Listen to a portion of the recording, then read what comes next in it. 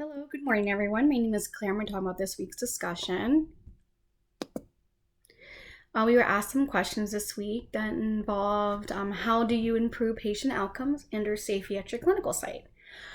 So basically, I'm trying to establish patient-centered care, and that involves where every every staff member that works helps with everyone's care with the patient. So basically, having CNAs break up into um, uh, teams of two, and they help each other with showers and other things. Basically, we're just trying to look out for every patient and provide the best possible care. One improvement I've made involved working with a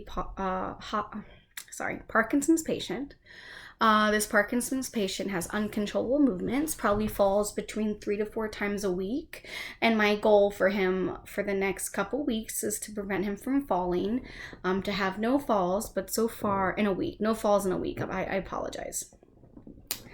So what I've done with him is that I made him a priority patient because he had a previous fracture injury of his shoulder related to one of his falls, and his falls are terrible. They're not just like, oh, I fell down. No, it's like walking around, banging into furniture, flipping over in his wheelchair. That's how bad the falls are for this patient. So basically, as I made him a patient priority, we put him by the nurse's station to be closely monitored on by the RCMs, charge nurses, and CNAs. Basically, that patient is everyone's patient. And at the facility is a patient ratio of 20 to 1. So ways I've decreased his falling. Ways I improved his safety was putting him at satellite stations or the nursing stations to be constantly monitored when he has his uncontrollable movements. I've also have this patient call his sister to keep him distracted to prevent him from getting up and self-transferring somewhere and falling. Improvements have been seen. He fell one time last week, which he usually falls between 2 to 3 times a week. So that's a big improvement. And so far this week, he hasn't fallen at all. So we still got 2 more days. Once those 2 more days, we will be one free week of no falling. So I'm really excited.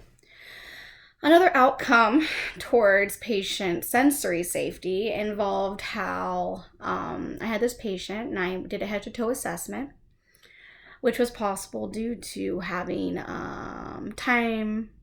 non-time restricted medication pass, which I will talk about later. This patient, when I assessed her, had really bad earwax in both ears, like really bad. And so, I recommended to get her on some dissolving eardrop medication to help loosen the earwax so we can irrigate it out of there. So far, it's been very successful.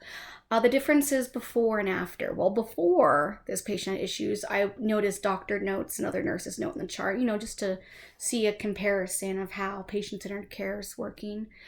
I read that nurses and doctors are writing patient is able to look straight, but the patient doesn't look around the room. After my assessment, because the patient had an excess amount of earwax, is probably the reason why she wasn't looking around the room, because she probably couldn't hear, right?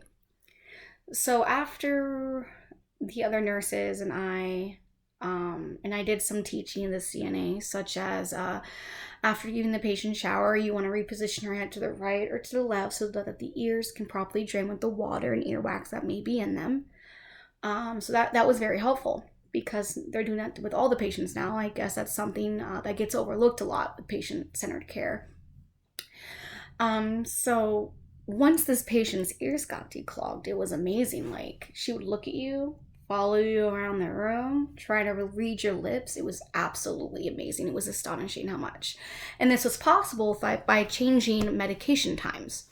Now, instead of having a restrictive medication time, for example, this vitamin C has to be given at 1600. Okay, what about my Parkinson's drugs that are due at 1600? And Parkinson's drugs, insulins, blood pressures, and myasthenia gravis drugs, which are all patients I have. I have 4 to 5 Parkinson's patients, 7 diabetics, and 2 myasthenia gravis patients. And they all have to have their medicine on time. How are we going to do that? Well, so we went from having a vitamin C, from giving a vitamin C at 1600, we made it to where you can give a vitamin C between 3 p.m. to 5 to 6 p.m. without it being considered late. So it's just like those drugs can be given later so that I can prioritize the important drugs first. So that was very helpful. Things I can do differently, I can help with my communication issues. I'm really good at delegating and telling people what to do. Who likes that, right? But my number one flaw is forgetting to say thank you or complimenting or tell them how much I appreciate their hard work, helping me to prioritize patient-centered care. I also have weekly hour meetings with my RCM, RN, and 2 CNAs to help assist me with patient-centered care, such as we sat down to discuss the earwax issue, the fall issue, and ways we could overcome it. And it was a non-judgment zone. So if a CNA had an issue with another CNA of not helping her complete her tasks on time, we would find ways around that to promote the CNA to include herself. So instead of saying, oh, you need to go help this CNA do her job, we should say, oh, I see how great you're doing, but some CNAs really need some help. I'm trying to think of what I said, but I can't remember. But the CNA got up and offered her services. So that was absolutely amazing. A lot of things that have been improved in patient-centered care is that people with fingernails are clean. Mouths are clean after dinner. It's beautiful. Before they, not so much because, I think it's 1 CNA to 8 patients or 1 CNA to 6 to 8 patients, depending if they're short on a CNA. And it's just so helpful having 2 CNAs work together instead of by themselves. So patient-centered care has made a big improvement. Is it sustainable? Yes. Yes, it is, because it helps the nurses, it helps the CNAs, it helps the RCMs, track behavior monitoring, getting better care, putting patients in a higher spirit.